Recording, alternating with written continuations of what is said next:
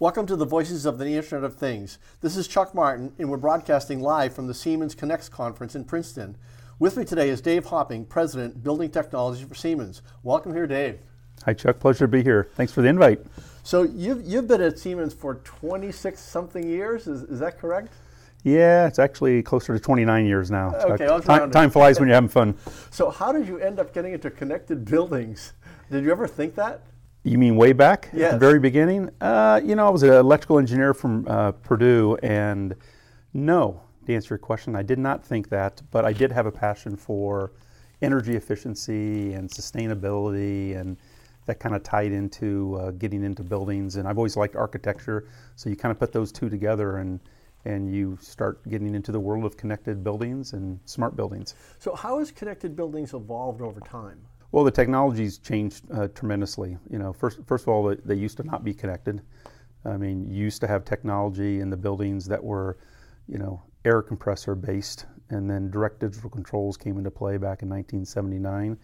And then as the technologies evolved, it enabled data to flow freely between sensors and devices. And then now we're moving into kind of the next generation of digitalization with the Internet of Things, which I know it's something you have a passion for. And low-cost sensors with cloud, with machine learning, has enabled material and information to be able to be shared very easily and very rapidly. And therefore, you can do more with that information to create more value for customers and buildings. So has that been a gradual evolution? Yes. I would say not much has changed since 1979, 1980, until a few years ago. Now, Really? There's been changes. I mean, I'm not saying it's stagnant, but the big step, the next big step in smart buildings and connected buildings is really taking place today. Was that because of sensors? Well, it was because of sensors and really the cloud. The cloud's really enabled, the next step, because you're able now to analyze data and collect data from sensors, at a central location. Doesn't have to be on premises, and that's enabled a lot new value add for customers. So is 5G going to have any impact on that at all? Yeah, just be quicker. That's it? Real-time information, is important. A lot of customers, especially when they have critical applications, they're expecting speed and real-time information, and that reliability of that communication network and that connectivity to buildings is important. So regarding buildings, what are companies asking for today? Yeah, they're asking to build their buildings less less costly. They're asking to help me reduce my expenses in buildings, energy and operational. They're asking, and this is really new, they're asking to help the people in my buildings have a better experience in my buildings. Chuck, I don't know if you know, but research shows that we spend typically 90% of our lives in buildings. 90%. Really? Living, working, playing. So, by the way, it's a little sad when you think about it. Maybe we should spend more time outside, but 90% of time in buildings. So it's really important to make that experience, valuable and comfortable and safe and efficient for the people in the buildings. So is it primarily new buildings, or are you retrofitting? Do companies just want to start all over to do it right? Yeah, it's both. We're engaged in both greenfield, which is more the new construction, and brownfield, which is more the retrofit. Sometimes it's easier and more cost effective to do it on a new construction, because you can design it and you can plan it and you can build it kind of right the first time. Where you have an existing building, there's more cost involved because you had a building constructed a certain way. So we very rarely see a building owner implement a total smart building, what I consider a total smart building, in one fell swoop. But we do see them put a plan together and want to implement it over time. And why do they want to do that? Is it just cost savings? Well, the experience, it's cost saving. It's taking cost out initially. It's long-term operating cost. And it's the experience of the people in buildings. But what we're also seeing moving forward, and again, this is an IoT play. We made an acquisition, by the way, in July, a company called Enlighted. It was a startup out in Silicon Valley.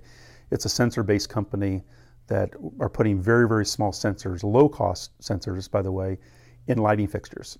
Or it could go in desk and other equipment. But once you get that sensor system in a building and you're connecting data and valuable information, and you push that up to the cloud, you can then build applications on top of that to really help our customers' business. And this gets different whether it's an office building, an industrial plant, or a hospital. One example, if you don't mind, is the sensors go into lighting fixtures, and yes, you can do lighting control. Okay, that's the same everywhere. But then, like in a hospital, you can actually do asset monitoring. So, where are the wheelchairs? A nurse is like, I can't find a wheelchair. You know, they're always missing, by the way, in hospitals. I don't know if you know that. But you can actually track assets in a hospital within 1 square foot to know where the equipment is. So there's a number of applications that you can build on top of new technology like that. So what's a typical scenario? A brand new company that comes along and says, hey, we've heard about smart building technology. What's the scenario? So the scenario is they want to know what does it mean? They want to know what's the value for me long term, and what are your offerings and what can you do?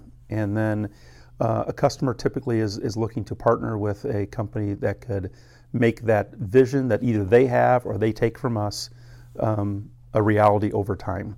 And as I mentioned, very, very few customers will implement it in one fell swoop.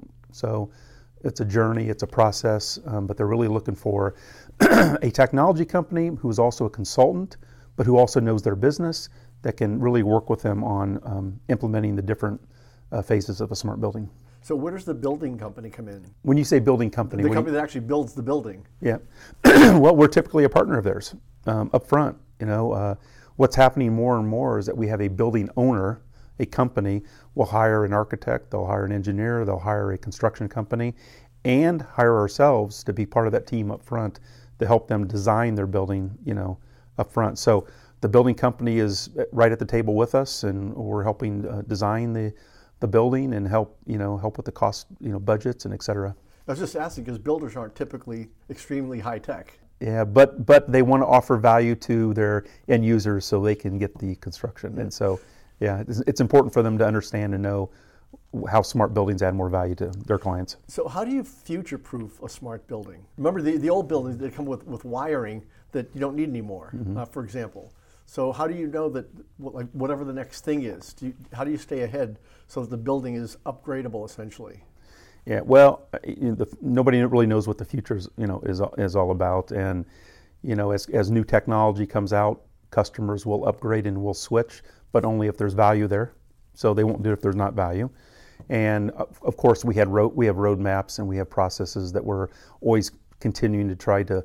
We look for forward and backward compatibility. So how can the old products work with the new products? How can the new products continue to migrate with new features? And so that's something we take very seriously. But it's a value play. If there's value there, the customers will buy it, and if not, they won't.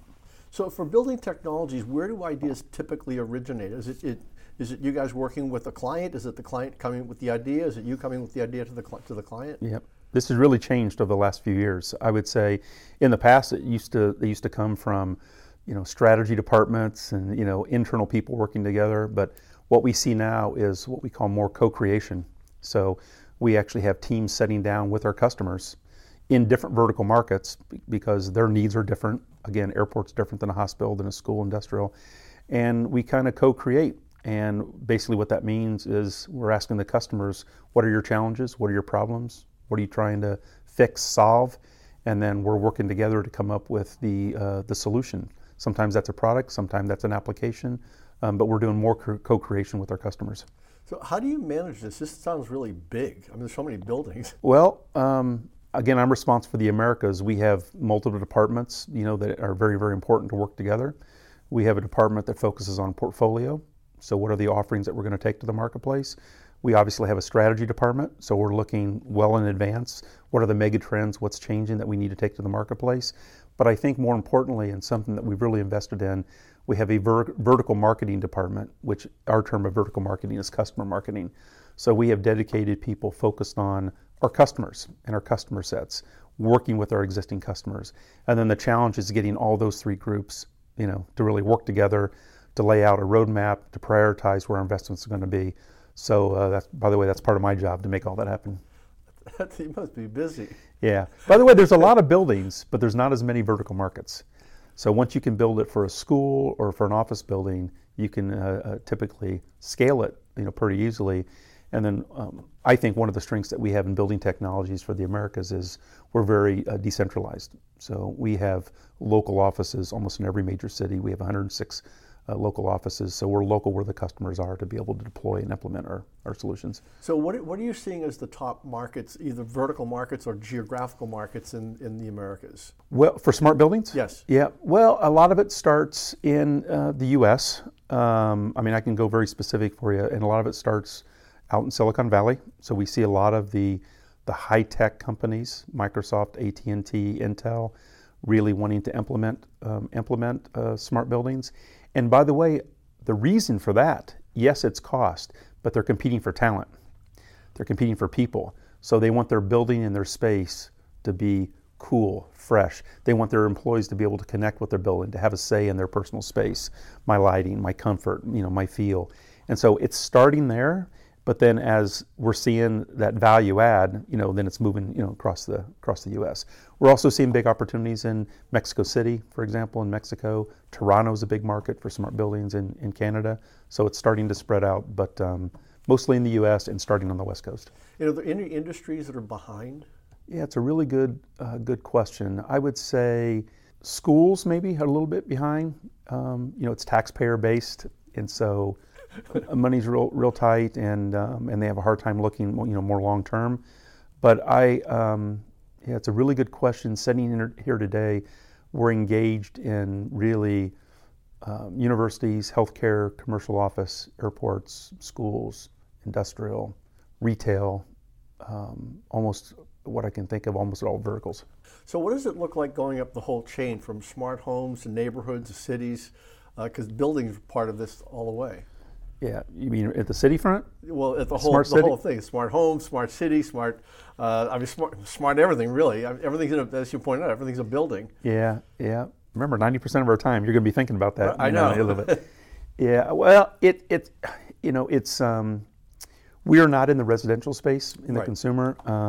Sometimes that's a little bit easier because people are used to using these devices, right? And the iPhone, and it makes it easier. When you go into the commercial space, it's kind of the next step, which we're deeply engaged in right now, as I mentioned.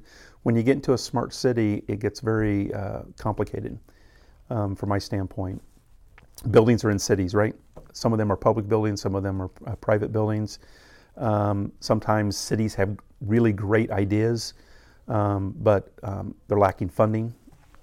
Funding is a very, very tough component. But Siemens does have a tool, it's called the City Performance Tool, which helps cities analyze their data based on sustainability, waste, traffic, and it helps cities prioritize where they should focus on based on what their goals are. So how far ahead do you have to think? Yeah, well, what I've learned is things move so quickly. I mean, very fast these days. We used to think 5, 10, 15, years out, and now we're thinking, quite frankly, 6 months out, because the speed of technology and the speed of change. So if there's one thing that I've learned in my career as I've gone through my 28 years, things move way quicker today than they did, a few years ago. So we look pretty short term out these days. Can the market handle the technology? I agree with you 100% that this is one of the first times where the technology development is moving faster than absorption. Mm-hmm. Can the market handle the speed? Yeah, I think certain vertical markets can handle it better than others. My general answer to the question is yes, because we're seeing it in our daily personal lives, every day. I mean, just think how quick an iPhone changes. It changes every 6 months, right? There's new features, new benefits. There's new technology that's going into homes every day. So people are more used to it, I think, today than they were, 5, 10 years ago. So I'm optimistic in this area. I think, yes, it is. But when we look at buildings in certain vertical markets, some have more expertise in this area than others, which means some certain vertical markets are more comfortable than others might be. So lastly, what really excites you most these days? Yeah, what excites me more than anything else is not really the products that go into smart buildings. It's the applications that we can build value added for certain and select vertical markets that can create value for our customers. For me, that's the biggest movement and the thing that excites me the most within buildings. And then the second piece, if I may real quick, is we're starting to see buildings become more connected to the grid. We're seeing more distributed energy systems where power is being produced locally at the building site. So when you start combining the utility grid with local power generation, with smart buildings, with battery storage, and now with more and more e-vehicles, which means charging at the building site, how we connect all of those devices together to make it efficient, for the customer, to create more value for the customers and a better experience for our building owners. Those two areas excite me the most. Thank you, Dave, and thank you all for listening to the Voices of the Internet of Things.